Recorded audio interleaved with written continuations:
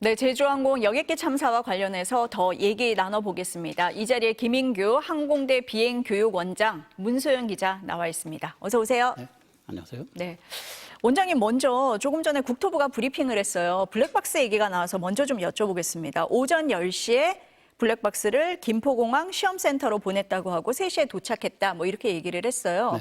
근데 뭐 상태를 확인한 후에야 뭐 기록을 뭐 언제 확인할 수 있는지 알 수 있다 이렇게 얘기를 했습니다. 어떻게 좀 해석을 해야 됩니까?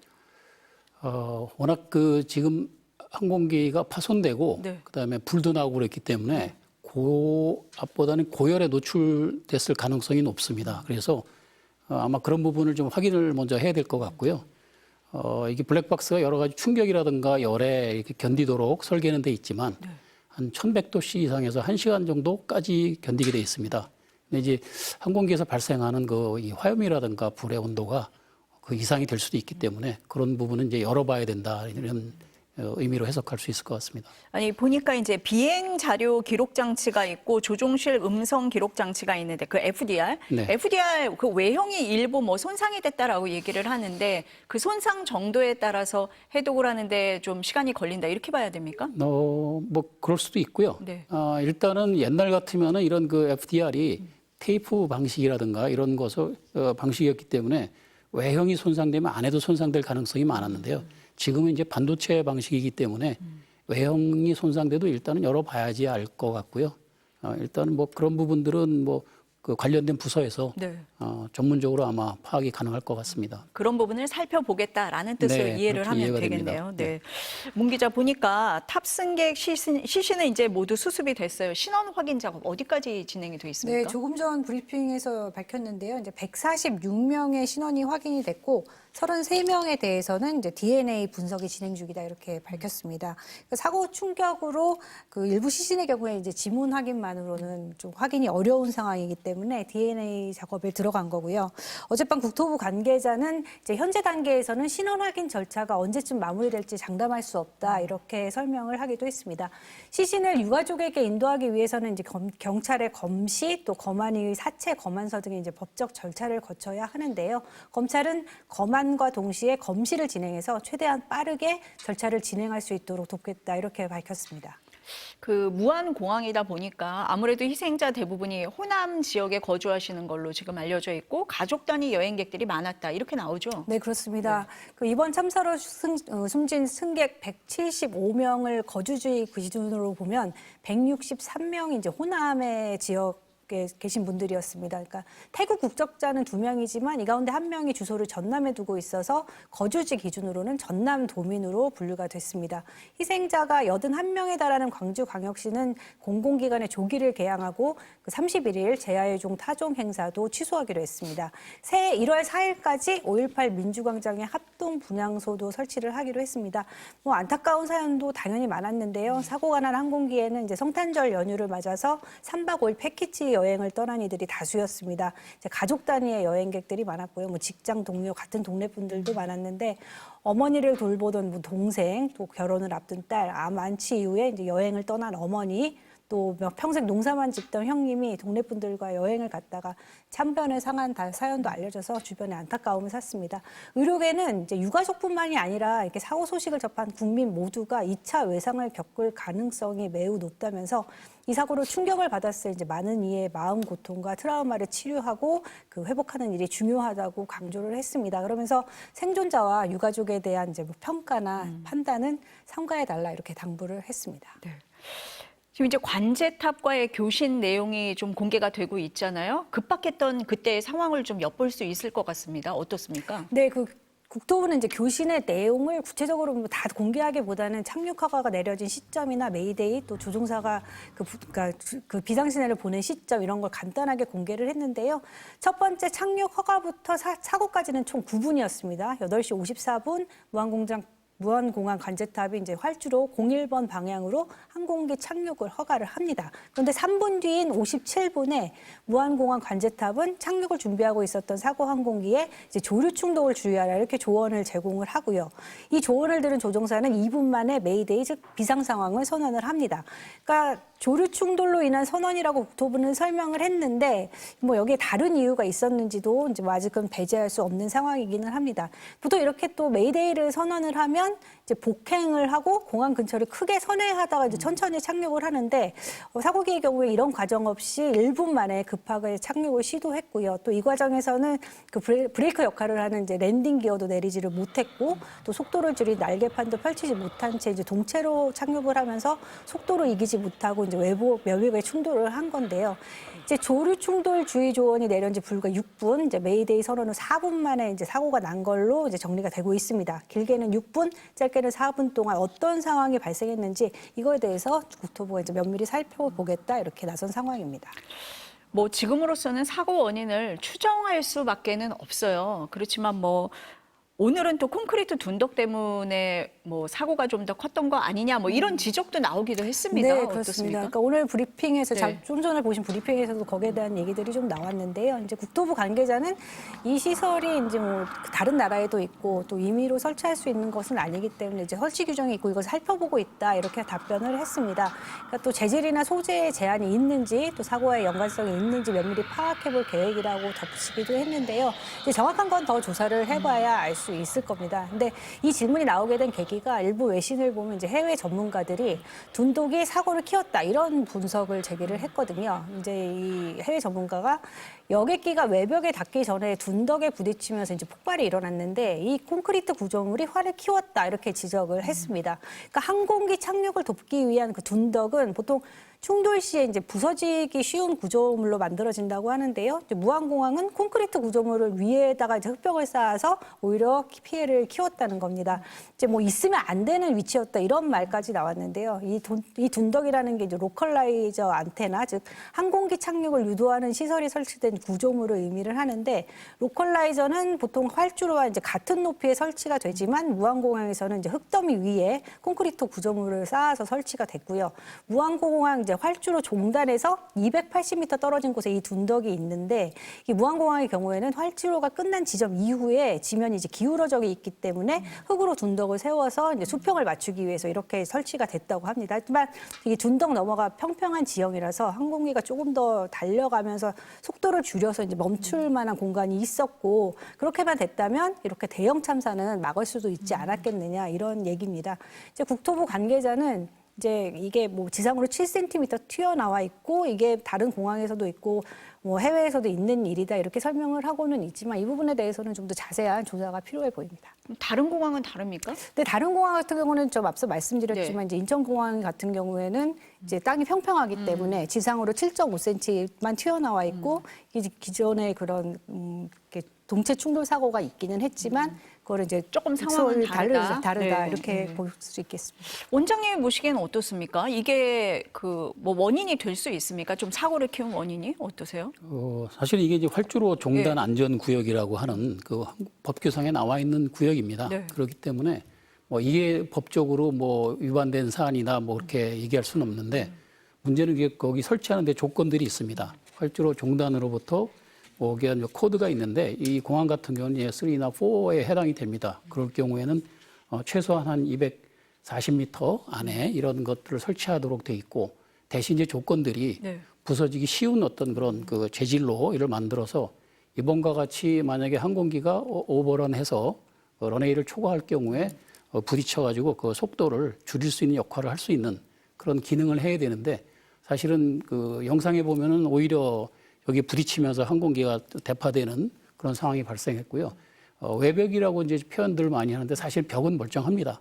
벽에 도달하기 전에 저 둔덕에 부딪혀서 항공기가 다 파손이 됐기 때문에 그래서 사람들이 이제 이 둔덕이 없었으면은 이러한 피해가 여기까지는 진행이 되지 않았을까 하는 어떤 그런 기대 내지는 가능성을 좀 점쳐보는 거죠. 그러니까 규정에 뭐 어긋나거나 뭐 그런 거는 아닌 상황인가요? 위치라든가 네. 이런 거리는 규정에는 들어오는 것 같습니다. 들어오는데, 네, 근데 예. 이제 안에 들어있는 그 말씀하신 콘크리트 재질의 흙으로 덮었는데 그 높이가 안에 있는 어떤 콘크리트 재질이 어느 정도 높이인지 그것마저 이제 규정에 맞는지 뭐 이런 부분들까지 봐야 되는 거죠. 그런 부분은 조금 살펴볼 부분이 네, 있다. 네, 그럴 가능성이 있습니다. 활주로 길이 얘기도 계속 나왔잖아요. 어떻습니까? 그러니까 이번 문제? 예. 일부 이제 전문가들은 희생사가 컸던 이유로 이제 짧은 활주로 길이를 꼽는 분들이 계신데요. 그러니까 랜딩 기어를 내리지 않은 이제 항공기가 1,200m 지점에서 이제 착지를 한 것으로 지금 알려져 있잖아요.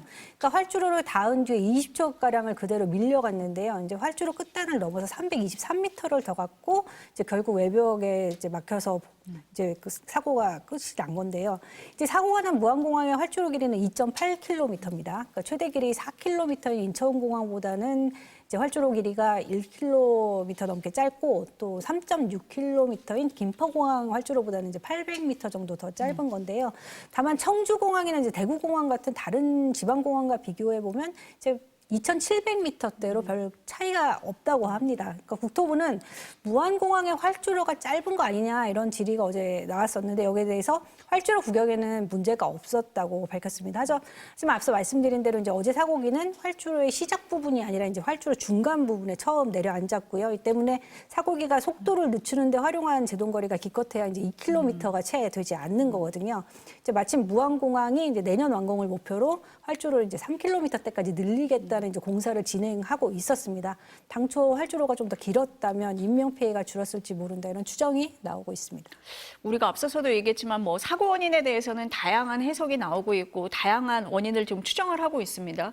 조류 충돌 얘기가 처음에 많이 나오기는 했는데 그렇게 단정하기는 좀 이르다 이런 시각도 있습니다. 네, 그렇습니다. 그러니까 뭐 어저께 계속 특보 보신 분들은 들으셨겠지만 이제 국토부뿐만 아니라 많은 전문가들도 일단은 이제 버드 스트라이크가 아니겠느냐 이런 추정을 많이 했는데요.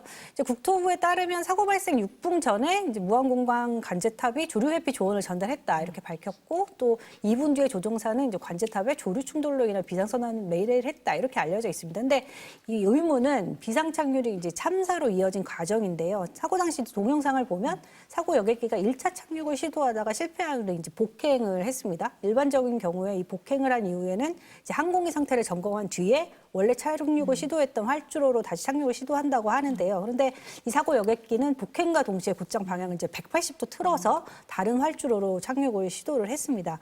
이것이 또 의문이고요. 또 전문가들이 이제 설사 엔진에 이제 문제가 있었더라고 하더라도 착륙 때 사용하는 바퀴인 랜딩 기어가 제대로 작동했더라면 이제 참사로 이어지지 않았을 거다 이렇게 얘기를 하는데 국토부 동영상으로는 이제 랜딩 기어가 안 내려온 것을 보여준다고 했습니다. 그럼 이 랜딩 기어는 왜 안 내려왔는가? 이것이 조류 충돌과 직접적 연관이 있는가? 거기에 대한 의문이 계속 나오고 있는 겁니다. 그런데 오늘 오전에 제주항공 같은 기종에서 비슷한 일로 정상적인 운행을 못했어요. 네, 그렇습니다. 그러니까 오늘 오전 6시 37분 이제 김포공항에서 출발한 제주행 제주항공 7C 101편에서 그 이륙 직후 랜딩 기어 이상이 발견이 됐습니다. 제주항공은 이 항공편에 탑승한 161명 승객에게 랜딩 기어 문제에 따른 기체 결함을 안내한 뒤에 회항을 했습니다.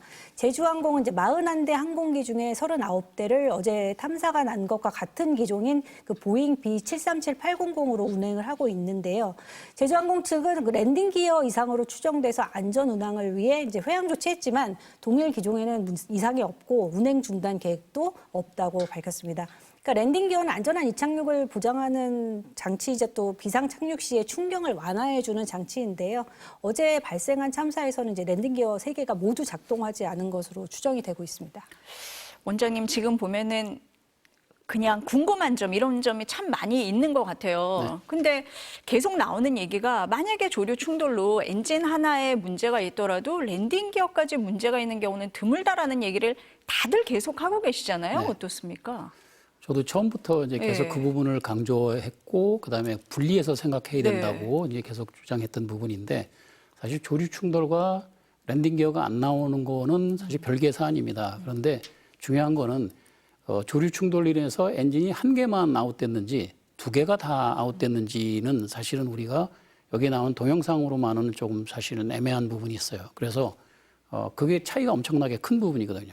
아, 엔진이 하나만 네. 문제가 있을 경우와 두 개가 다 있을 경우. 네. 그러면 두 개가 다 나갔을 경우, 네. 그러면은 한 개만 예를 들어서 조류 충돌로 한 엔진만 죽었다 그러면은 나머지 엔진으로 나머지 시스템을 돌리거나 랜딩 기어를 내리거나 아니면 돌아서 내리는데 전혀 문제가 없습니다. 그냥 그 비상 상황만 선언하고 그냥 돌아서 내리면 되고요. 근데 엔진이 두 개가 만약에 다 죽었거나 충분한 추력이 나오지 않는 상황이었다 그러면은 그게 이제 다시 복행했을 때 조종사가 바로 돌아서 내리게 된 주 원인이 되지 않았을까 하는 추정을 하게 되는 주 원인이 되는 부분인데요. 그래서 그거는 저희가 사진만으로서는 사실은 분명하게 확인이 좀 어려운 부분이고 이거는 아마 이제 아까 말씀드린 비행 자료 데이터를 네. 분석해 보면 명확하게 나올 것이기 때문에 그거는 뭐 그렇게 확인 후에 얘기하는 게 명확할 것 같습니다. 아니 근데 엔진 두 개가 다 문제가 있더라도 뭐 수동으로 랜딩 기어를 작동할 수도 있다라고 얘기를 랜딩 기어 하는데, 자체만 예. 보면 그렇죠. 그런데 예, 그런데 사실은 랜딩 기어를 수동으로 내린다 해도 세 개가 있으니까 한 개당 내리는데 한 15초 가량이 소모됩니다. 소요됩니다. 그러면은 세 개를 내리면 한 45초니까 네. 약 대략 한 1분 정도 그렇죠. 소요가 되는데요. 지금 다시 복행해서 돌아올 때까지 불과 몇 분이 안 걸리는데 그 시간 안에 그런 조작을 하기에는 시간적으로 너무 짧다는 거죠. 그래서 아마 아예 그런 거는 시도조차 안 했을 것 같다는 게 제 추정이고요. 그렇다면은 왜 그런 거조차 수행을 안 했을까 하는 거는 이제 다른 요인이 있지 않을까 싶은 겁니다. 굉장히 급박한 상황에 뭔가 기내에 있었기 때문에 네. 수동 조작을 생각할 여유가 없었다. 뭐 이렇게 그렇게 볼 수도 보여지는데 있겠네요. 그게 네. 과연 이제 무엇인가? 기내에서 뭐 그 독성 연기라든가 뭐 이 냄새가 들어와서 조종사가 판단을 하기가 좀 어려웠다든가 아니면 정말로 엔진 두 개가 다 나가서 필요한 어떤 그런 그 공급을 받지 못하는 유압이라든가 이런 상황이었는지 그 부분은 저희가 지금 나오고 있는 동영상만으로는 파악하기가 좀 확실치 않다 이렇게 보여집니다. 근데 일부에서 동체가 착륙할 당시에 역추진 장치가 가동이 됐다. 그런 얘기도 있던데 그럼 그렇게 되면은 동력 계통이 완전히 손상된 거는 아니다. 이렇게 볼 수 있습니다. 그래서 저도 예. 이 확실하게 말씀드리기가 어려운 게 그림을 보면 착륙하는 시점에 보면 오른쪽 엔진은 약간 이렇게 꺼멓게 약간 벌어지는 그림이 보이고요. 네. 왼쪽 엔진은 매끈하게 아무런 흔적이 없습니다. 그렇다면은 그 역추력 장치라는 게 결국은 엔진 뒤쪽에서 이렇게 뒤로 빠지면서 가운데 그 홈이 만들어지는 거거든요. 그래서 그 사이로 추력이 빠지게 돼서 역추력을 발생시키는 겁니다. 근데 그게 작동이 됐는데 한쪽은 되고 한쪽이 안 된 건지 아니면은 아예 작동을 안 했는데 오른쪽이 지면과 접촉하면서 걔가 뒤로 빠진 건지 이런 부분까지도 사실은 아직 확인이 안 되는 거죠. 그리고 또 보면 1차 착륙을 시도하다가 다시 이제 오른 다음에 2차 착륙을 시도하잖아요. 네. 방향을 바꾸잖아요. 네. 그 부분은 어떻게 그게 이제 보십니까? 계속되는 이 궁금증에 연속되는 네. 부분인데요. 원래대로 하면은 사실은 복행을 해도 같은 방향으로 다시 이렇게 여유 있게 패턴을 잡아서 돌아오는 게 원칙인데 조종사가 그런 것 모를 정도의 경력은 아니고요. 분명히 잘 알 건데 그럼에도 불구하고 급하게 돌아내렸다는 거는 그만큼 조종사가 이런저런 판단을 일단 최우선으로 내리는 거에 둬야 되는 어떤 상황이 있었지 않았을까 하는 거를 저희가 추정할 수밖에 없을 것 같습니다. 뭔가 긴박하게 그냥 안에서 결정을 할 수밖에 없었던 네. 상황이 있었다라고밖에 추정을 할 수가 없겠네요. 네. 그래서 다 추정이니까요. 네. 사고 원인은 조금 더 밝혀져야 할 부분이고. 근데 문 기자 그 관제탑에서 조류 충돌 경고를 했었잖아요. 그럼 사전에 좀 이렇게 뭐 대비를 한다든지 뭐 그런 건 없었을까요? 네, 저도 그게 좀 예. 가장 궁금했었는데 이제 무안공항 같은 경우에 조류 충돌 예방 인력이 이제 4명이 근무 중이라고 합니다. 어제 국토부 브리핑에서도 이야기가 잠시 나왔는데 이제 조류 충돌 방지 시설과 인력에 대해서 조사를 하겠다고 했거든요. 그래서 실제 오늘 오전 브리핑에서 이제 사고 당시에 2명이 근무 중이었다 이렇게 밝혔습니다. 그런데 무안공항은 아시는 것처럼 이제 인근에 녹과 습지가 많아가지고 조류 충돌 가능성이 상대적으로 높은 공항으로 꼽혀왔습니다. 실제 한국공항공사가 관리하는 전국 14개 공항 중에 조류 충돌 발생 비율이 이제 가장 높기도 했는데요. 국회 교통위원회 그 이현희 의원실 자료에 따르면 무안공항 내 이제 항공기 조류 출동 발생 건수가 2019년부터 올해까지 모두 10건으로 발생 비율이 0.09%였습니다. 이게 작은 숫자 같지만 같은 기간 다른 공항을 비교를 해보면 김포공항은 0.018%, 제주국제공항은 0.013%였습니다. 그러니까 조류 충돌 예방 관리 인력도 이제 뭐 제주공항은 20명, 김해공항은 16명이었습니다. 그러니까 공항의 규모나 비행 횟수 등을 고려해서 뭐 인력이 배치되기는 했겠지만 무안공항의 자연 환경이나 이제 뭐 실제 조류 충돌 발생 건수를 봤을 때 관리 인력 4명은 너무 적은 게 아니었나 이런 생각이 들었습니다. 원장님, 그러면 이제 조류 충돌 위험이 있다고 할 때 관제탑에서는 어떻게 언제 경고를 하고 조종사는 어떻게 대처를 하게 됩니까? 관제탑은 예를 들어서 제일 높은 데서 공항에서 제일 높은 곳에 근무하기 때문에 공항의 전반적인 사정을 제일 잘 볼 수 있습니다. 그래서 어느 쪽에서 새가 유입된다든가 어느 쪽에 조류 활동이 활발하다든가 이런 거를 바로바로 파악할 수 있고요. 만약에 그렇게 파악이 됐을 경우에는 바로 지금 조류 퇴치팀을 출동을 시킵니다. 그래서 현장에 그 인원들이 나가서 조류 퇴치 활동을 하고요. 그다음에 조종사들한테도 요번에 준 것처럼 조류 충돌 경고를 주게 됩니다. 그럴 경우에 조종사들이 그거를 듣고서 예를 들어서 판단을 하게 되죠. 그러면은 예방 활동 같은 것도 가능합니까? 어떻습니까? 사실 조류 충돌 예방이라는 거는 사실 좀 애매한데요. 좀 말씀하셨지만 이 무안공항을 뺑 둘러싸가지고서 다 조류 활동이 굉장히 활발한 지역이기 때문에 네. 4명이다 2명이다 얘기 나오지만 사실 그 인원 갖고는 공항에서 사실 조류 퇴치 활동하기도 버거운 상태고 게다가 조류가 공항 담을 쌓고서 여기서만 활동하고 밖에는 안 하고 이건 아니거든요. 그러니까 전반적인 영역을 다 관리를 해야 되는 부분이라서 사실 그 부분은 현실적으로는 좀 어려움이 있습니다. 그런 부분도 조금 밝혀져야 될 부분 같습니다. 일단 두 분하고는 여기서 좀 얘기를 마무리해야 될 것 같습니다. 오늘 말씀 감사합니다. 네, 맞습니다.